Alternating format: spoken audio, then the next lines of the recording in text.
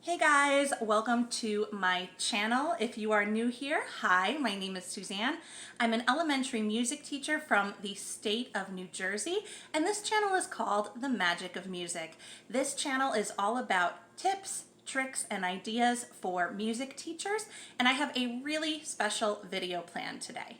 This video is going to be my top 5 essentials for traveling teachers. So for those of you who don't know, I spent the first 6 years of my teaching career without a classroom.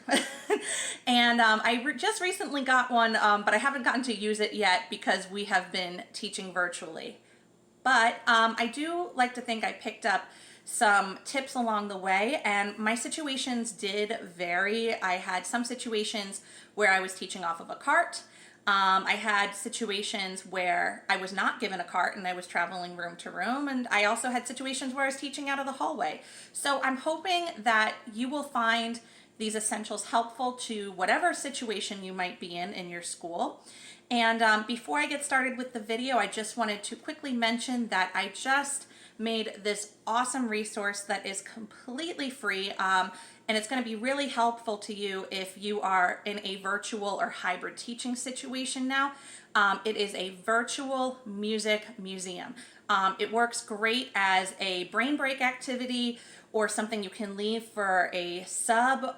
It also could work as a lesson. I put some lesson ideas in there actually. So it is completely free. All you have to do is sign up with your email address. If you are interested in that, the link will be below.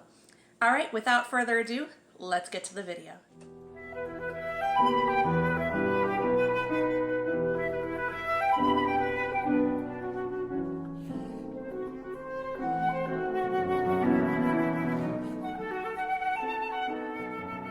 Okay, so the first essential that I'm going to talk about is my most expensive essential by far.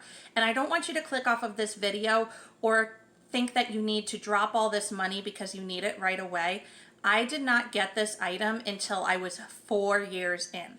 Now, I am putting it on here because it has made my life so much easier as a traveling teacher, as a virtual music teacher, and I feel like I can definitely say I'm gonna do a whole separate video about how I am utilizing this item for all those situations, but I feel like I just have to mention it now.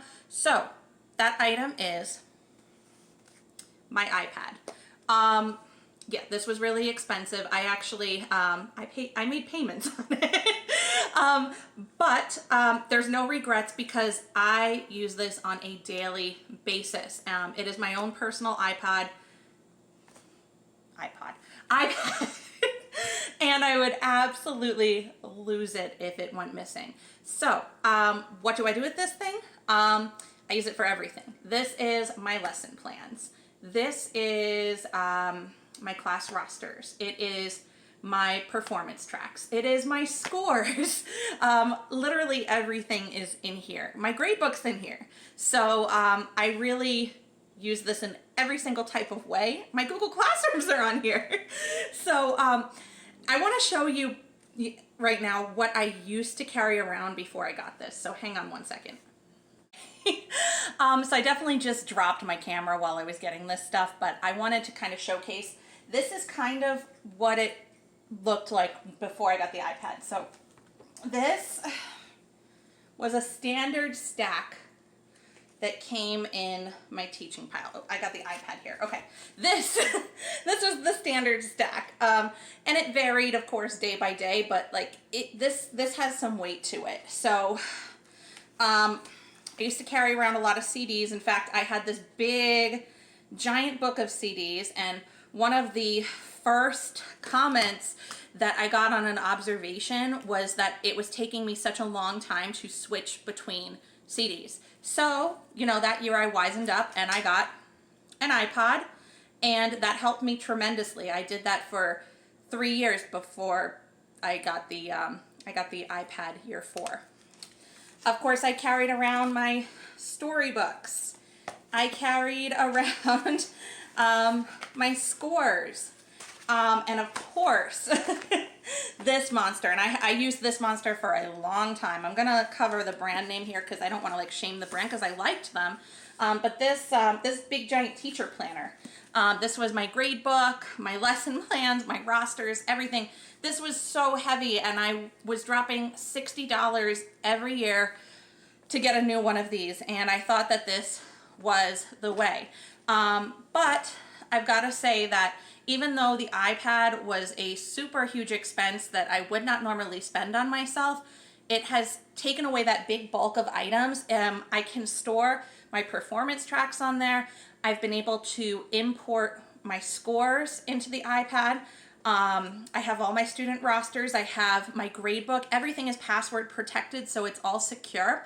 My life is on that iPad, so I just felt like it really needed to be mentioned because it has made such a tremendous difference for me as a traveling teacher. And by any means, if you have the resources to do it, it definitely it made a huge difference for me. Okay, let's get to item number 2. Item number 2 is going to be a high quality cart.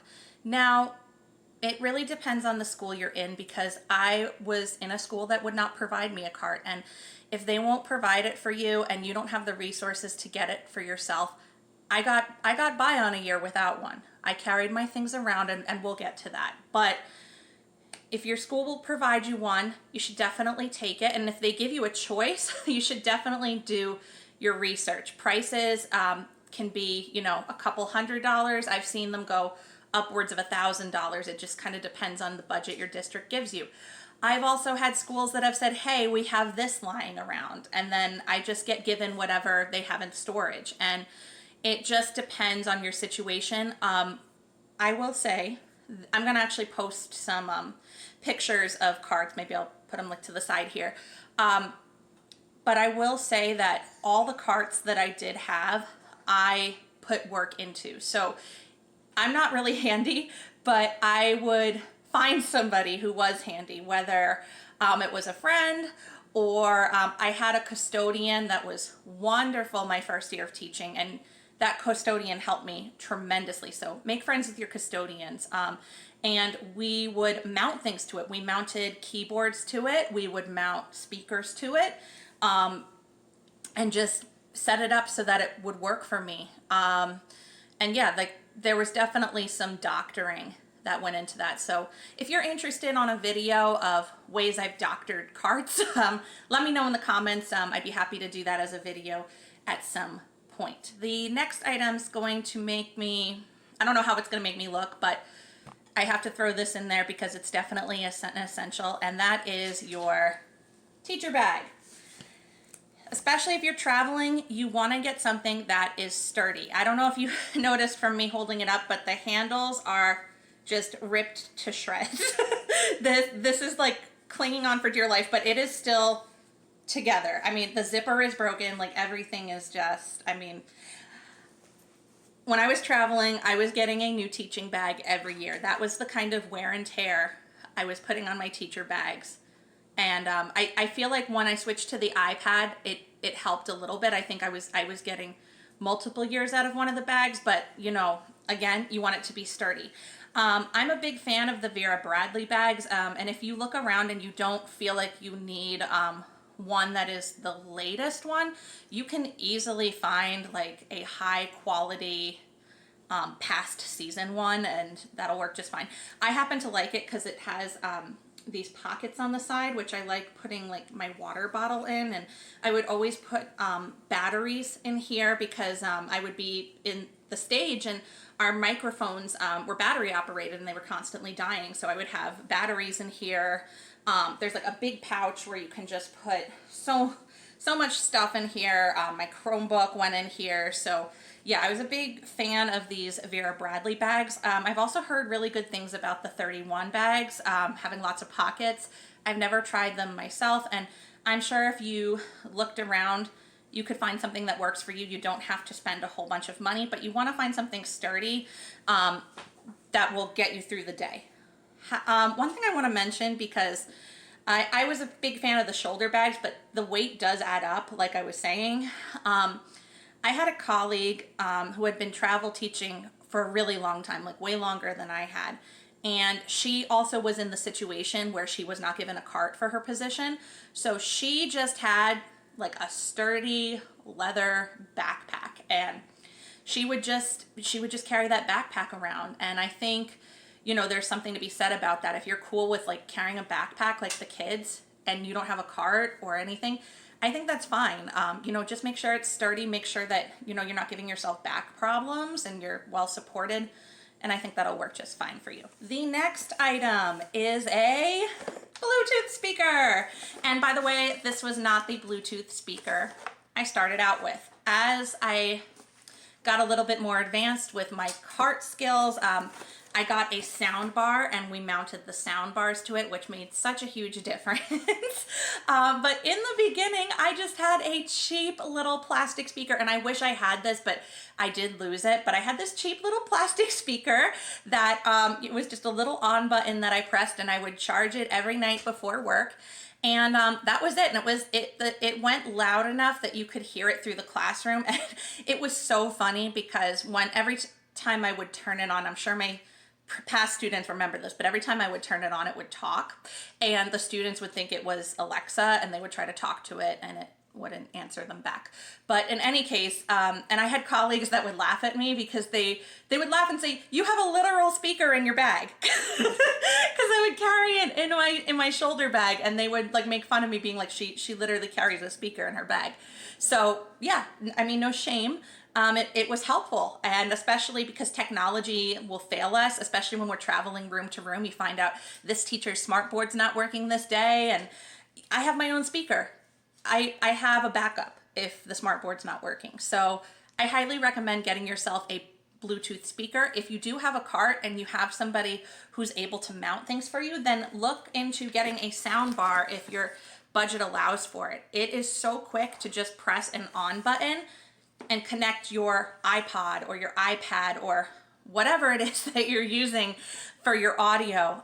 It just makes the process so much faster. Okay, and item number 5, this is the last item, is also an item I do not have here, but it's something that is absolutely essential, especially if you work in an older building, and that is an extension cord. So if you have a cart, or even if you don't, you might want to get a little mini extension cord, because especially in older school buildings, there's limited outlets. So I've gone into classrooms where I've just needed to plug in one thing. I just need to plug in my cart, which has my keyboard on it. That's the only thing I need to plug in, and I've had teachers tell me, no, you can't unplug anything.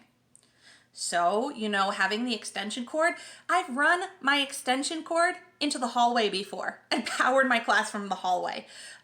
You will be thankful that you have it. Trust me, even if you're in a newer building, there's gonna be a situation that comes up where you're gonna need an extension cord, and you're gonna thank me that I told you to get one. So they're not expensive. Get yourself an extension cord. Okay, so those were my top 5 essentials for traveling teachers, either on a cart or not. I hope you found at least one of these tips helpful. If you did, please leave me a comment below. As always, I just want to remind you to please subscribe and like this video. It helps me out a ton. And if you are interested in my new free virtual music museum, that link will be below. I also am going to leave links to some of the items I mentioned. So the Bluetooth speaker, I know I mentioned, I don't have, that one I believe I had in my starting year of teaching is not around anymore, but I will try to leave similar items if I can't find the original one. So just check the description. All right, I think I've rambled on enough. I hope you guys all have a wonderful day, and I'll see you guys next time. Bye.